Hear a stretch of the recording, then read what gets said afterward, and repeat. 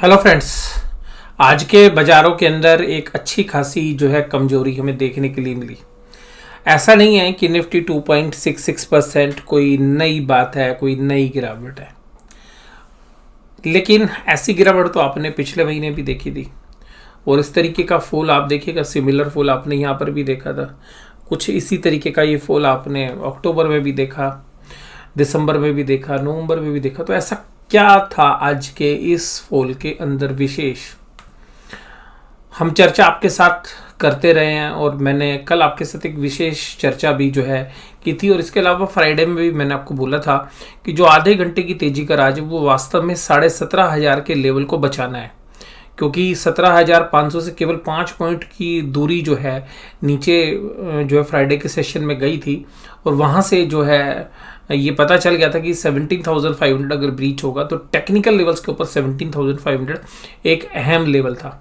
और मैंने आपके साथ यही चर्चा फ्राइडे के सेशन में की थी कि उनको अपने स्मॉल कैप और मिड कैप को बचाना है, क्योंकि अगर 17,500 के नीचे अगर आधे घंटे में बाजार चला जाता तो मोस्टली जो ट्रेडर्स हैं उनके स्टॉप लॉस ट्रिगर हो जाते और फिर स्मॉल कैप और मिड कैप में सेलिंग शुरू हो जाती।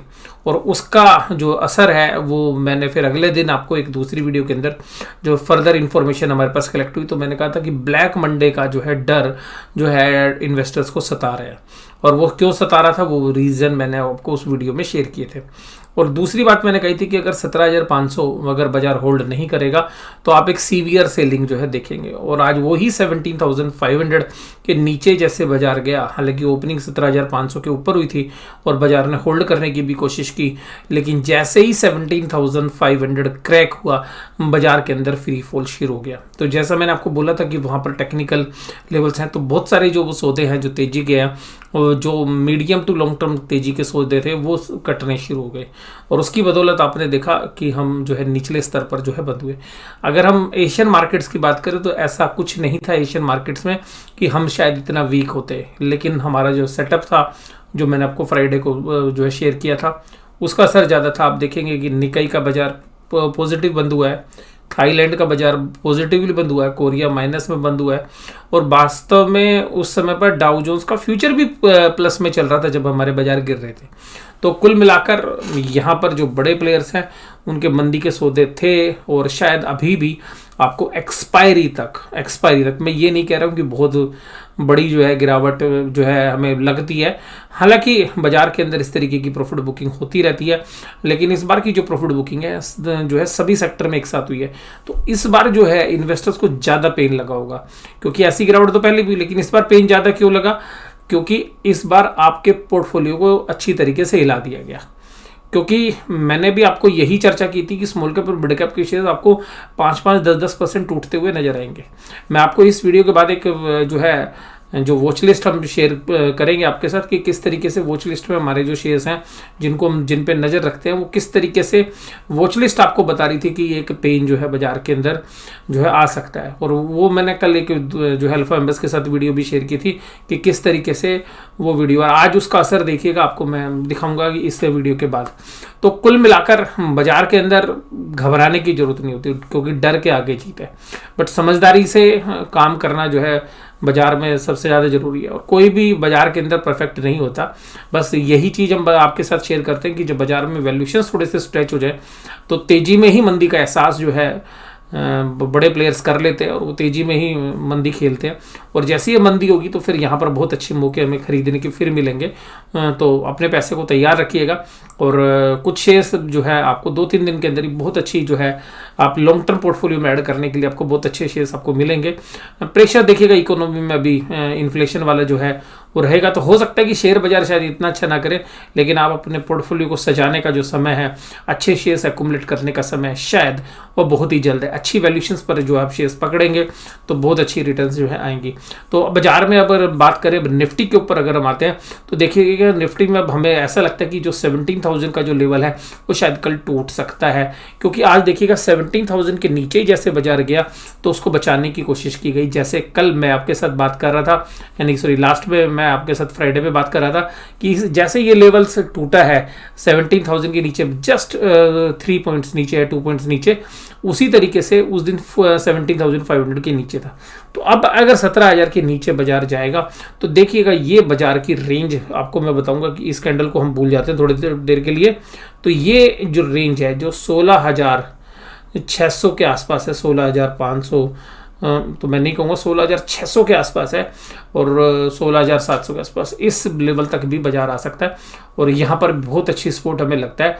और शायद ये एक्सपायरी तक भी नहीं टूटनी चाहिए, तो एक्सपायरी हो सकता है कि 16,800 का लेवल है और थोड़ा सा नीचे अगर हम आएंगे तो ये 16,600, तो ये 16,800 से लेके 16,600 के बीच का जो एरिया है, यहाँ पर बाजार जो है शायद इसी लेवल से जो है सपोर्ट ले ले कल। और यहाँ पर अगर बैंक निफ्टी में अगर वीकनेस हो गई तो फिर देखिएगा इस एरियाज में आप आ सकते हैं, अदरवाइज बैंक निफ्टी काफ़ी सपोर्ट अच्छी दिखा रहा है। बैंक निफ्टी ने ही आज निफ्टी को बचाया, नहीं आज इस लेवल पे तो आज आप पा ही जाते, आज 16,800 तो आज ही आ जाते आप, जो अभी सपोर्ट है। लेकिन ये 16,800 कब आ सकती है, तोड़ सकती है 16,800 भी, जब अगर बैंक निफ्टी कमज़ोर हो गया तो। और बैंक निफ्टी में क्या ऐसी कमजोरी पॉसिबल है? अभी तो चांसेस थोड़े से कम लग रहे हैं, मैं मना नहीं कर रहा हूँ, कम लग रहे हैं क्योंकि एक्सिस बैंक का रिजल्ट अच्छा है। लेकिन कुछ समय ऐसा होता है जब बाजार रिजल्ट को नहीं देखता, बाजार अपने हिसाब से काम करता है। तो हो सकता है कि बाजार अभी जिस तरीके से आज ICICI बैंक को थोड़ी सी रिस्पेक्ट दी, ज़्यादा रिस्पेक्ट देता तो शायद ऐसा नहीं होता आज। तो बाजार ने देखिएगा HDFC बैंक के रिजल्ट को रिस्पेक्ट नहीं दी। पिछले हफ्ते में वीडियो बताई थी कि भाई HDFC बैंक का रिजल्ट अच्छा है, फिर भी बाजार नहीं चला और उस दिन HDFC बैंक का शेयर माइनस से बंद हुआ। उसी तरीके से आज तो खैर देखिएगा पेन था, Reliance, Bajaj finance, Infosys, HDFC bank और टाइटन जैसे शेयर्स में कमजोरी देखने के लिए मिली। अब ये जो एडवांस डिक्लाइन रेशियो ये पिछले 2 दिन में ही खराब हुई थी। तब मैंने कहा था कि देखिएगा अभी तक बाजार बेशक से गिर रहे हैं लेकिन एडवांस डिक्लाइन इतनी खराब नहीं हुई है।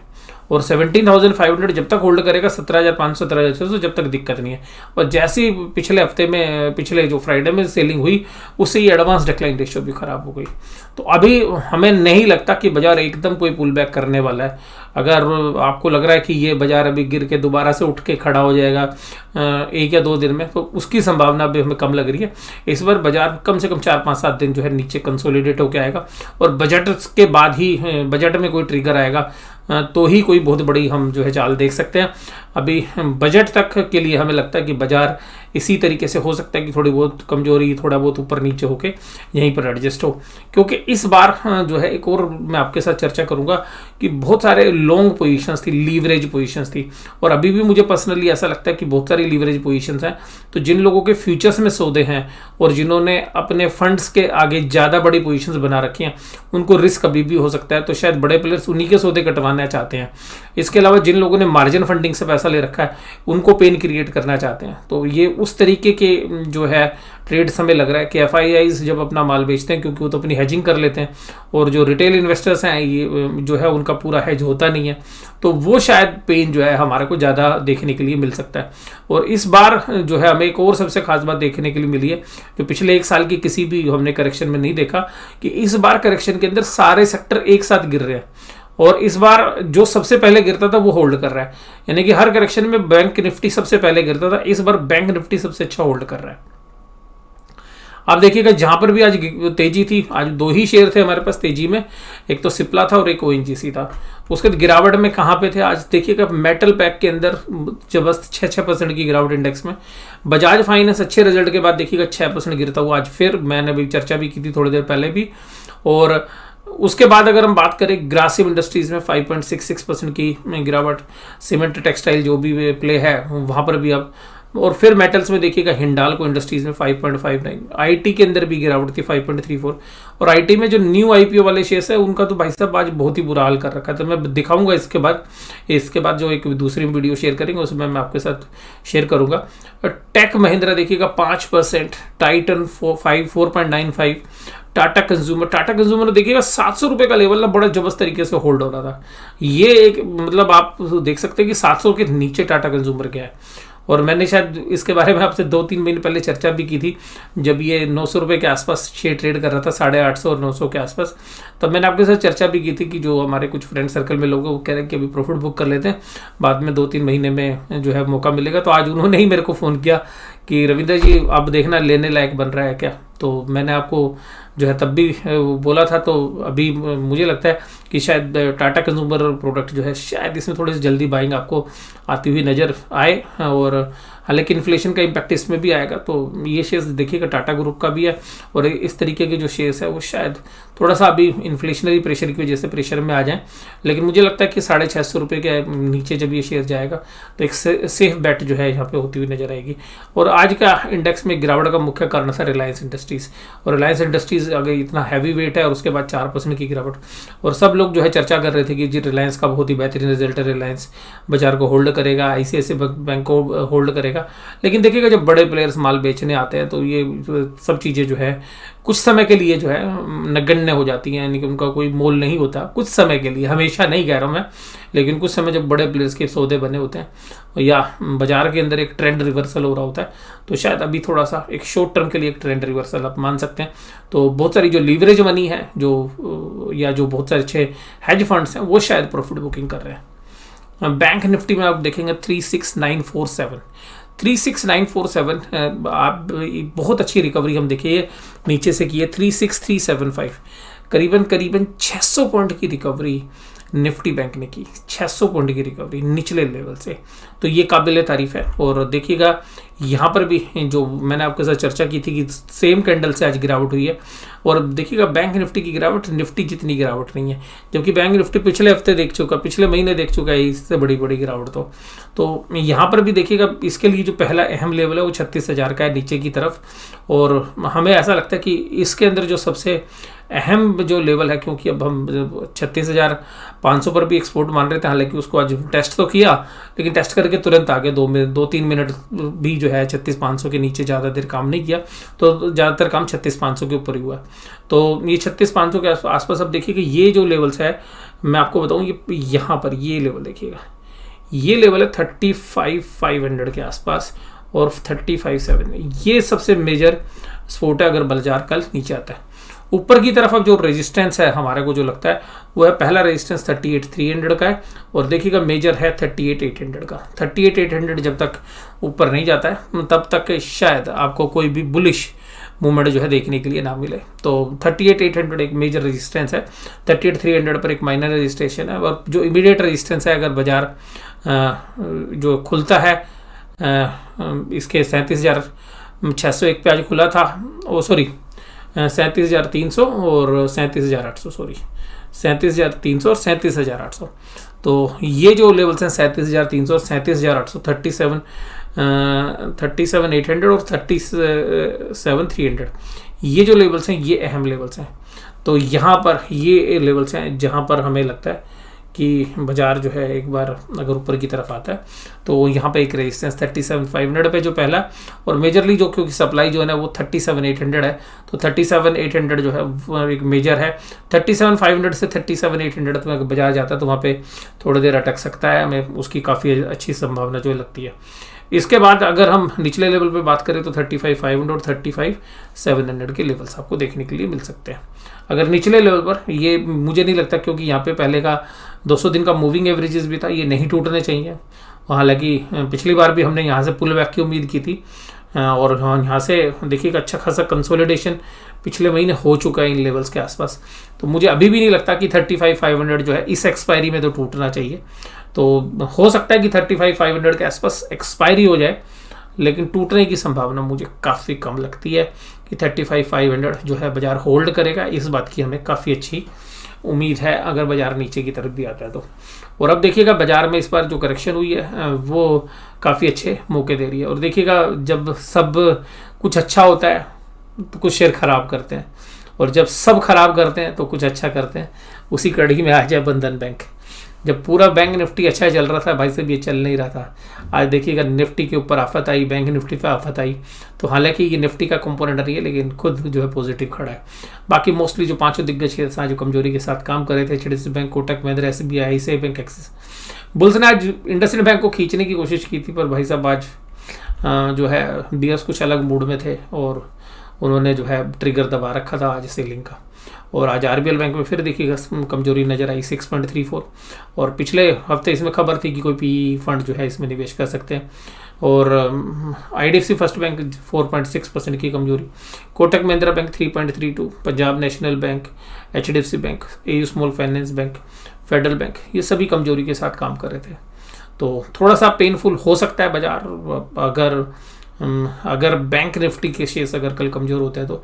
एक्सिस बैंक के अच्छे रिजल्ट्स हैं, अब देखते हैं कि अच्छे रिजल्ट्स के बाद कैसा रिएक्ट करते हैं। तो कुल मिलाकर रिजल्ट काफ़ी आउटस्टैंडिंग है हम कह सकते हैं एक्सिस बैंक के, लेकिन वो केवल और केवल प्रोविजन कम होने की वजह से है। उसमें बहुत सारी ऐसी चीज़ें हैं कि जो बड़े प्लेयर समझते हैं कि ये केवल और केवल जो है रिस्ट्रक्चरिंग डेफर की गई है।